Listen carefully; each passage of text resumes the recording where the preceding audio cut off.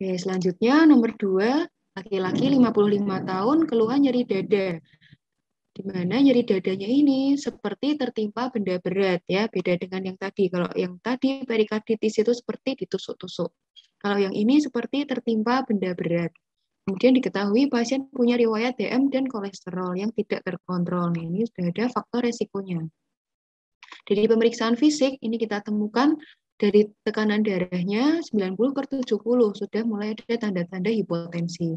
Kemudian pada pemeriksaan EKG, didapatkan ada ST elevasi di lead 2, 3, dan AVF.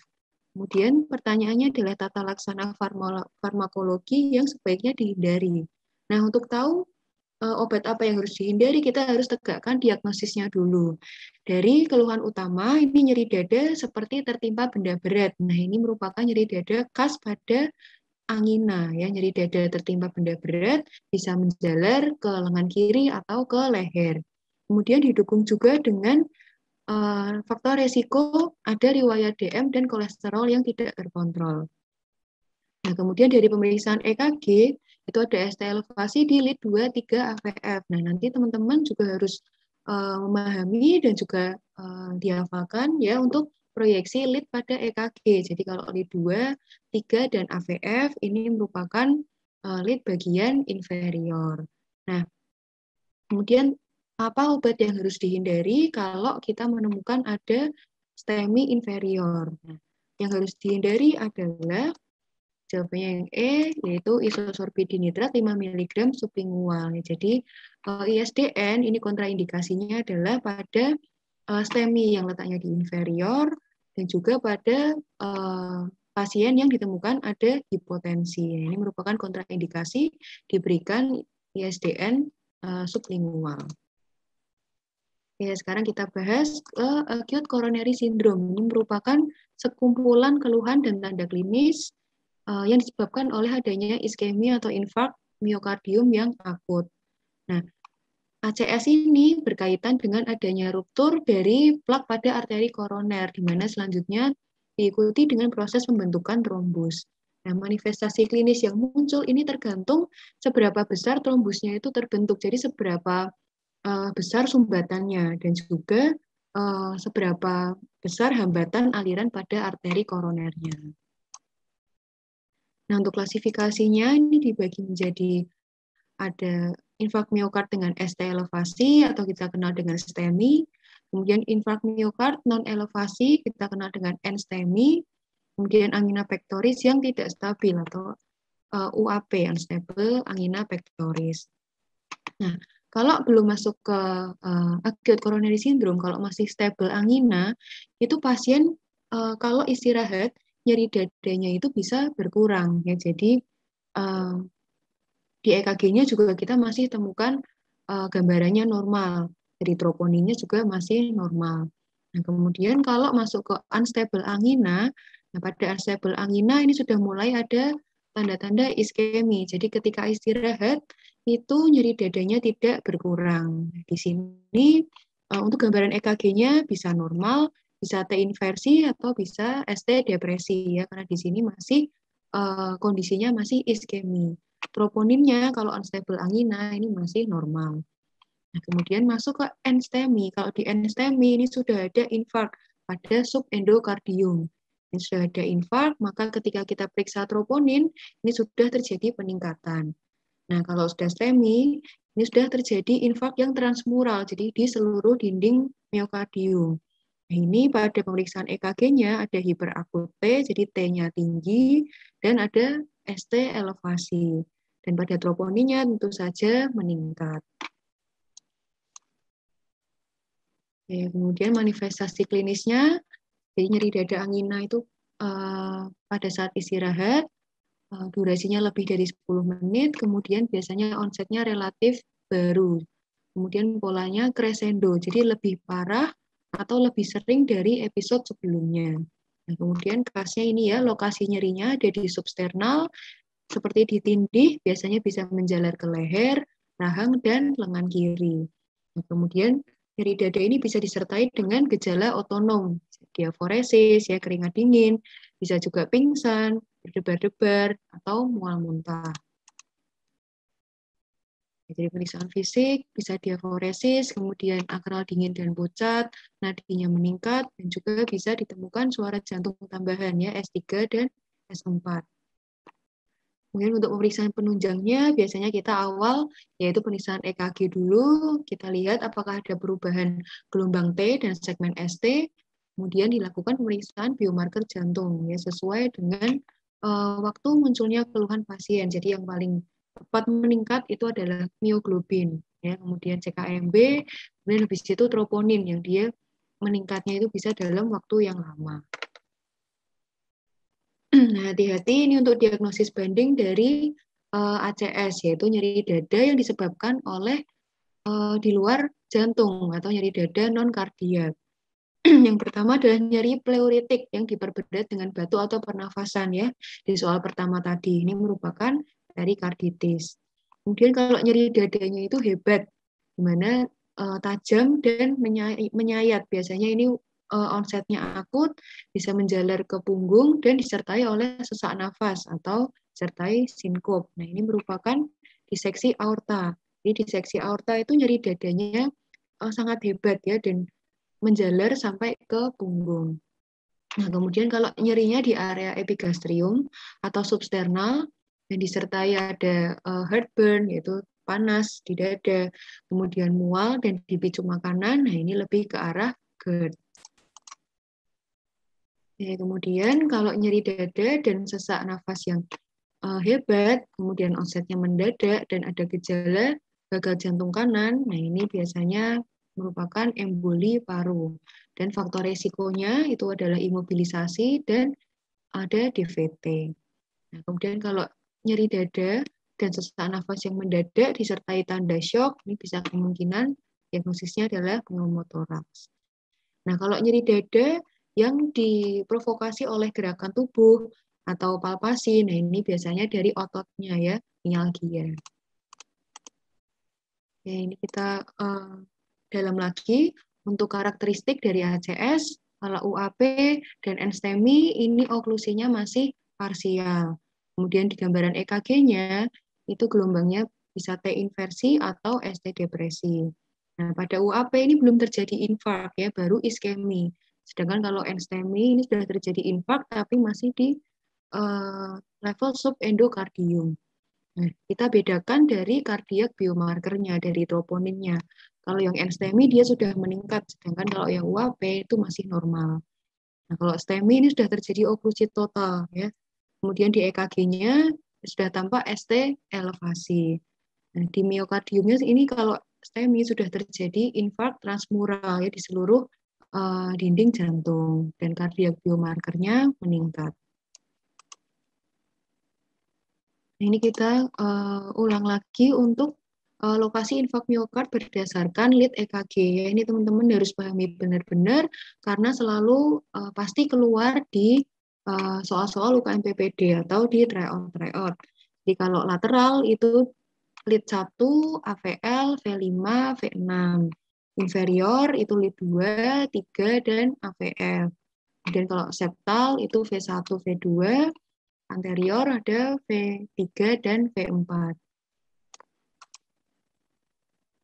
Nah, tata laksana awal pada acute coronary syndrome itu yang pertama kita pasti selalu evaluasi dari airway, breathing, dan circulation. Nah, kemudian secara simultan kita pasang EKG ya atau di monitoring dan pasang IV line.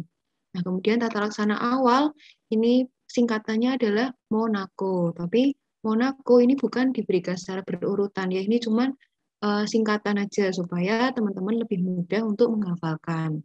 Nah, jadi Monaco ini terdiri dari apa? Yang pertama morfin. Morfin ini dosisnya bisa diberikan 2-4 mg intravena. Tapi untuk keluhan nyerinya itu yang pertama diberikan kita coba ISDN dulu. Ya, golongan nitrat ISDN 5 mg sublingual atau nitrogliserin intravena.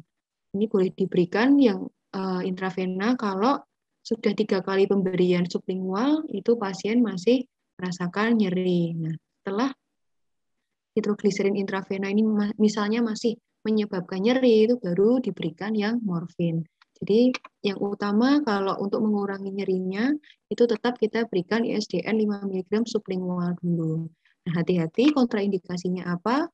Itu kalau ada kondisi hipotensi, kemudian infark jantung kanan atau yang inferior seperti di soal ini. Kemudian ada penggunaan sildenafil ya, fosfodiesterase inhibitor. Karena kalau diberikan bisa menyebabkan risiko hipotensi atau bisa menyebabkan shock kardiogenik, maka tidak boleh diberikan pada pasien yang punya riwayat penggunaan sildenafil. Nah, kemudian kita berikan juga dual antiplatelet yaitu aspirin dan clopidogrel. Nah, aspirin diberikan loading dose-nya 125 mg. Kalau yang clopidogrel loading dose-nya adalah 300 mg. Nah, aspirin ini kerjanya adalah inaktivasi irreversibel dari enzim siklooksigenase. Sedangkan kalau clopidogrel ini adalah antagonis reseptor ADP, sehingga menyebabkan fibrinogen tidak berikatan dengan trombosit. Jadi dual antiplatelet ini adalah untuk mencegah trombus. Kemudian kita juga berikan oksigen mulai dari 4 liter per menit. Targetnya adalah di atas 90-92%. Nah, kemudian tata laksana lanjutannya gimana? Nah, kalau onset pasien itu masih kurang dari 12 jam, bisa dilakukan terapi reperfusi. Tapi kalau onsetnya sudah lama, sudah lebih dari 12 jam, nah itu tindakan invasifnya sesuai dengan indikasi. Dan bisa diberikan terapi tambahan, yaitu nitrogliserin atau diberikan heparin.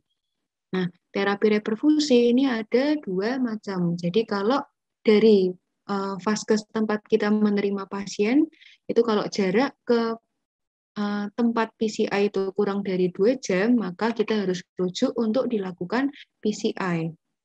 Nah, tapi kalau jarak ke PCI centernya itu jauh, lebih dari 2 jam, maka kita lakukan fibrinolisis. Nah, fibrinolisis ini obatnya apa? Bisa streptokinase atau bisa alteplase.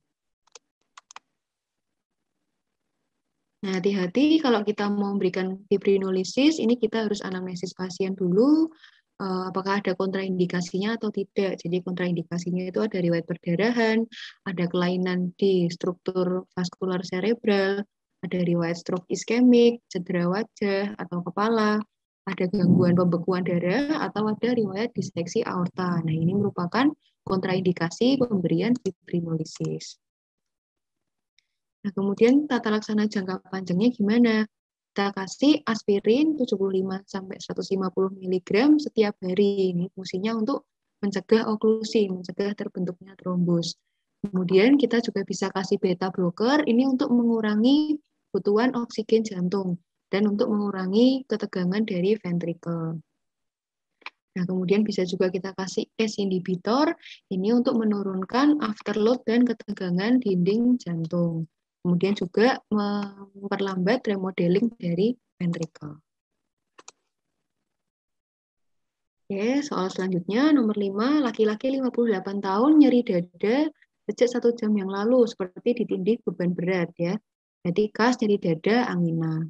Ini nyeri dada menjalar ke bahu kiri dan disertai ada gejala otonomnya, ada mual dan keringat dingin.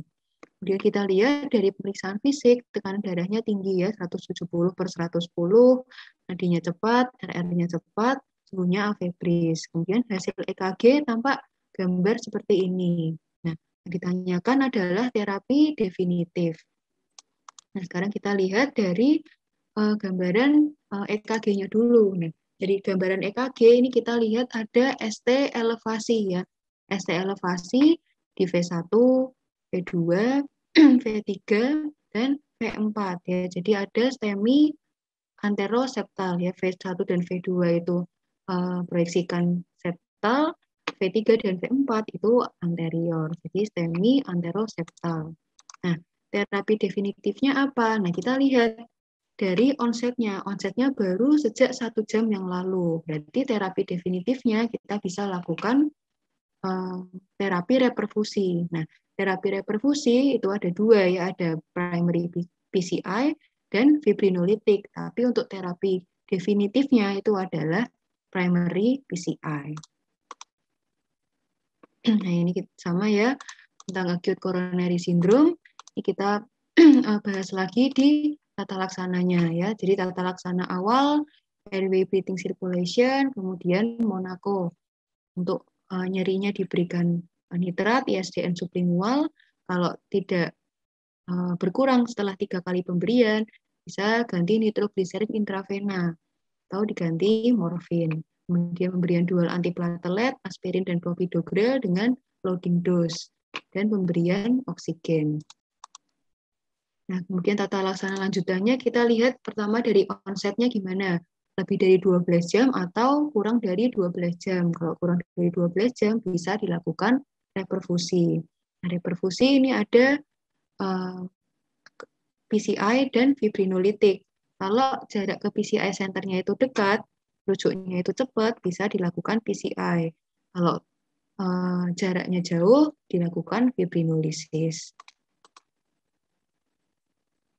Ini ya, jadi ketika pasien nyeri dada itu datang ke IGD, itu maka diagnosis penegakan diagnosis STEMI harus dilakukan dengan cepat ya, kurang lebih 10-15 menit awal. Nah, kita lihat kalau ada STEMI, itu kita lihat waktu rujuknya, apakah bisa kurang dari 120 menit atau lebih dari 120 menit, lebih dari 2 jam.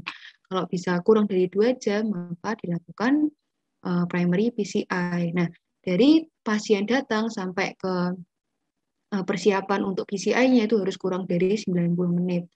Nah, kemudian untuk fibrinolitik itu harus kurang dari 10 menit.